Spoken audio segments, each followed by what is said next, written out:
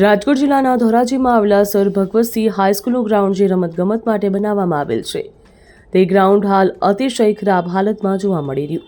આ ગ્રાઉન્ડમાં ધોરાજી વિસ્તારમાં લોકો અહીં ક્રિકેટ રમવા માટે આવતા હોય છે. આ ગ્રાઉન્ડમાં લાખો રૂપિયાનો ખર્ચ કરવામાં આવ્યો, પણ લાખો રૂપિયાનો ખર્ચ પાણીમાં ગયો હોય તેવું લાગી રહ્યું. આટલો ખર્ચ કર્યા બાદ પણ ગ્રાઉન્ડ અતિશય ખરાબ હાલતમાં જોવા મળી રહ્યું છે. આ ગ્રાઉન્ડમાં તાલુકા કક્ષા, જિલ્લા કક્ષાની રમતો રમવામાં આવે છે. આ ગ્રાઉન્ડમાં પોલીસ બનવા માટેની કસરતો પણ કરવામાં આવે છે. દોડ જેવી યુવાનો તૈયારીઓ પણ કરતા હોય છે. ત્યારે આ ગ્રાઉન્ડ રમતગમત માટે નહીં, પરંતુ ગ્રાઉન્ડની અતિશય ખરાબ હાલત માટે જોવા મળી રહ્યું. ક્રિકેટ ચાહકો અને રમતગમતના પ્રેમીઓમાં ભારે રોષ જોવા મળી રહ્યો છે.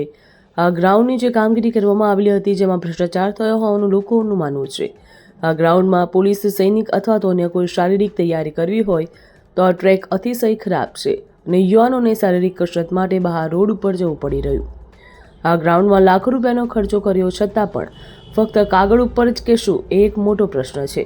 ત્યારે ધોરાજીનું એકમાત્ર મોટું ગ્રાઉન્ડ આ છે જે યોગ્ય સમારકામ કરવામાં આવે છે, જેથી લોકોને મુશ્કેલીનો સામનો ન કરવો પડે. અને જ્યારે આ ગ્રાઉન્ડમાં સામાજિક કે પછી ધાર્મિક કાર્યક્રમો કરવામાં આવે ત્યારે ગ્રાઉન્ડની સાફ સફાઈ પણ જરૂરી છે. તો કાર્યક્રમો થયા બાદ પણ સાફ સફાઈ કરવામાં આવે તેવી લોકો દ્વારા માંગ કરવામાં આવી. બ્યુરો રિપોર્ટ, ખબર ગુજરાત લાઈવ.